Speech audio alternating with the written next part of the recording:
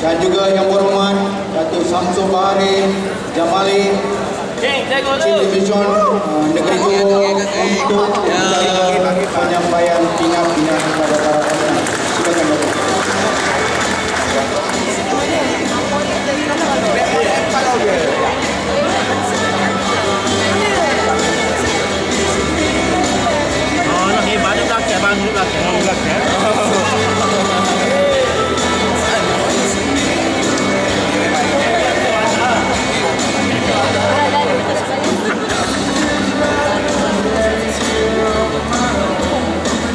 Pengumuman tempat kelima, Menteri